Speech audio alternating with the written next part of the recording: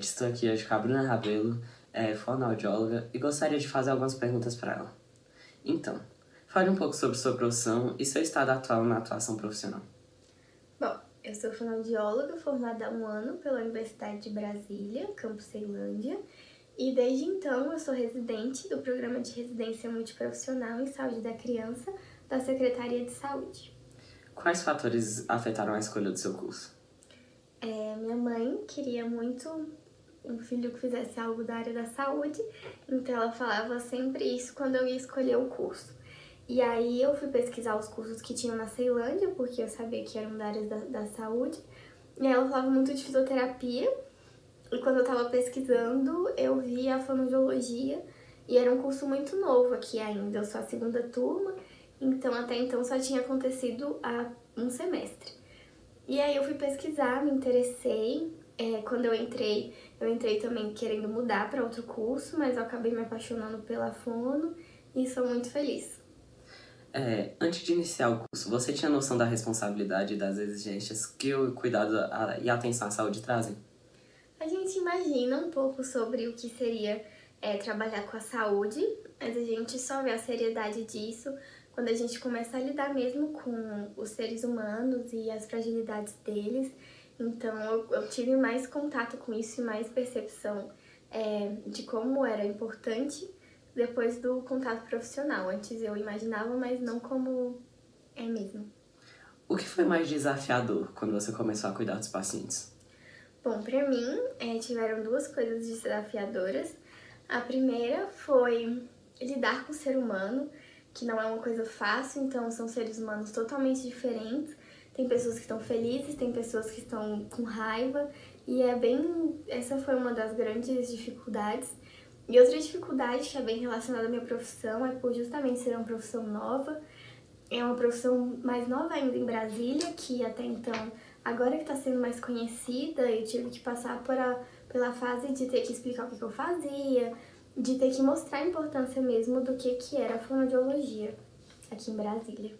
Assim, como você avalia o trabalho multidisciplinar na atenção à saúde?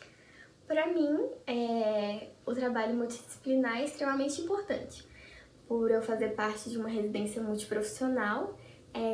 Na residência nós temos os fonoaudiólogos, enfermeiros, fisioterapeutas, psicólogos, serviço social, nutrição, então é uma gama muito grande de profissional numa mesma residência de saúde da criança.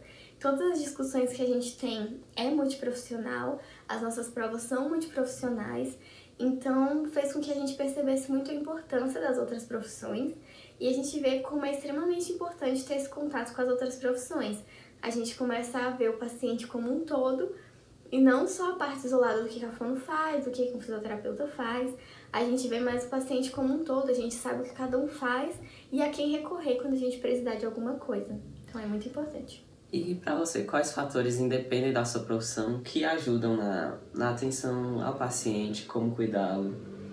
Bom, para a saúde, acho que para todas as profissões é extremamente importante, mas para a saúde também é muito importante a gente ser humano, ter empatia, conseguir lidar com o sofrimento do outro, porque a maior parte das nossas ações, né, como profissional, lidando com a doença das pessoas. Então a gente pega pessoas fragilizadas, famílias fragilizadas. Então é muito importante a gente ter empatia, a gente ser humano, a gente ter paciência.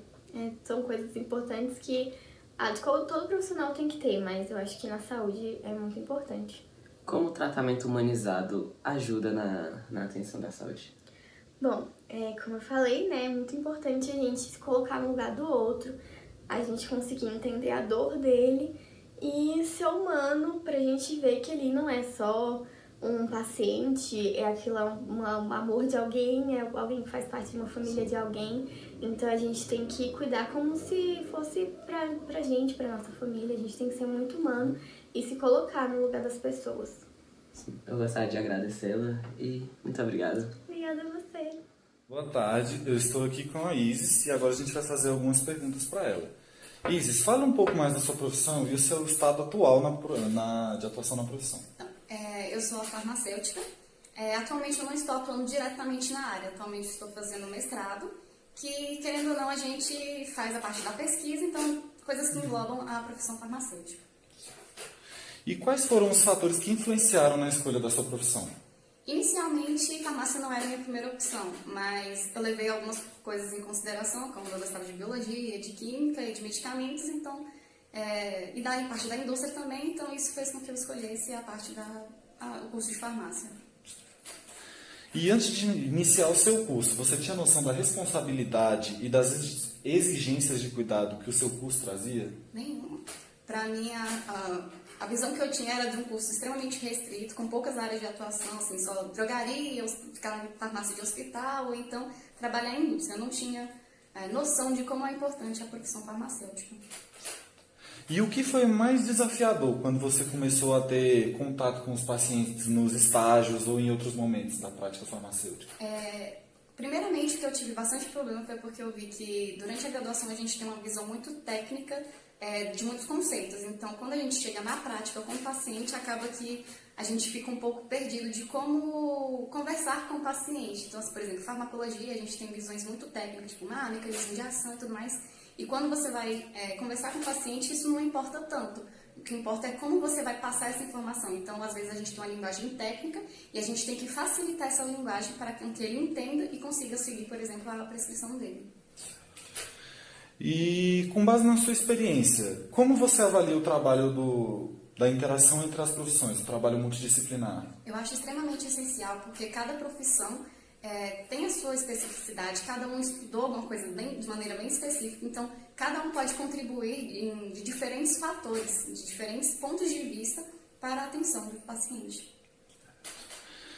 E para você, essas diferenças entre as profissões atuando no cuidado do paciente, como elas podem ser mais benéficas do que uma atenção centrada?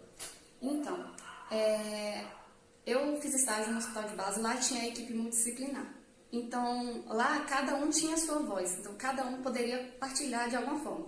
Porque assim, a gente tem uma visão de que em alguns hospitais o médico é o que sabe de tudo, e ele acaba que não escuta o que as outras profissões têm a falar. Mas muitas vezes as outras profissões têm pontos que eles veem como importante que pode mudar totalmente a terapia, o curso, né, do tratamento daquele paciente. Então, assim, o médico ele vai lá, faz o diagnóstico, o farmacêutico vai saber quais medicamentos vão ser melhor, quais vão ter interação para aquele quadro do paciente, qual medicamento pode piorar o quadro ou não. Os nutricionistas, eles vão saber a nutrição adequada para ajudar aquele paciente naquele momento. O enfermeiro vai estar diretamente no cuidado com o paciente e, entre outras, muitos, né, fisioterapeuta, todos são muito importantes, cada um tem muito a contribuir nessa equipe.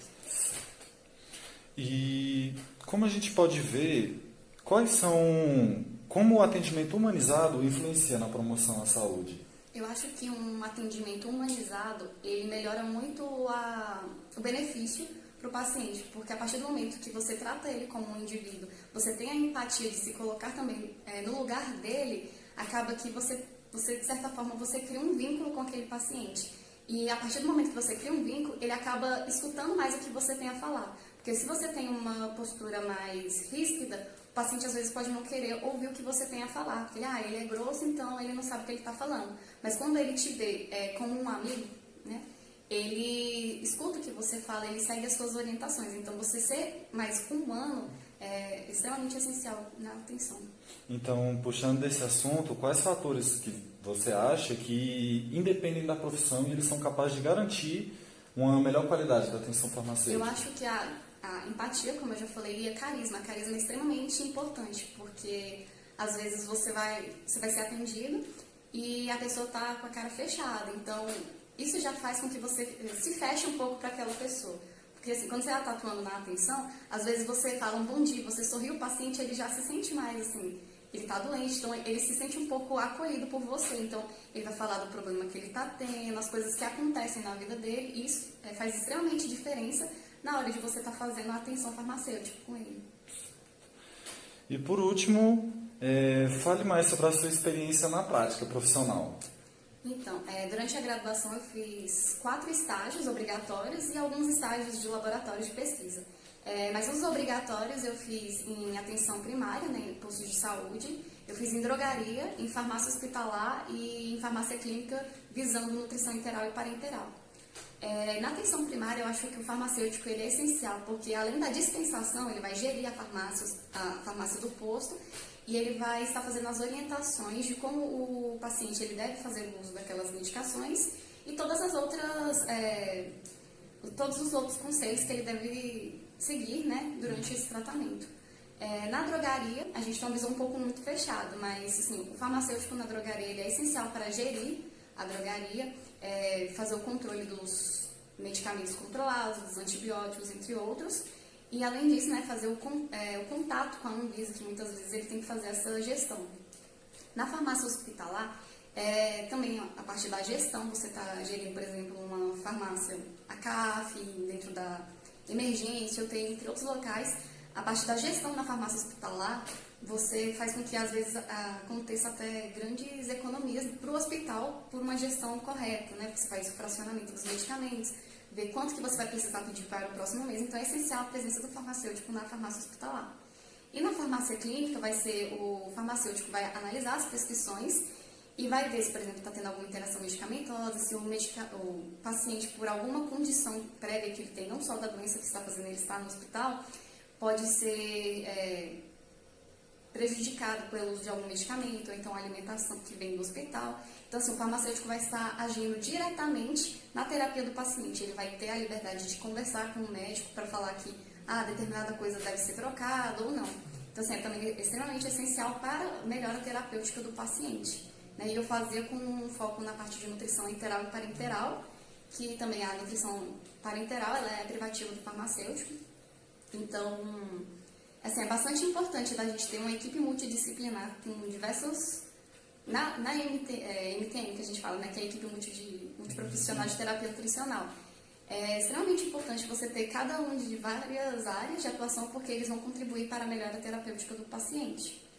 E as outras áreas que foi extremamente pesquisa científica, que eu fiz os estágios, então, bem tranquilo. Então, gente, essa é a Isis Oliveira, farmacêutica formada pela UNB. Muito obrigado, Isis.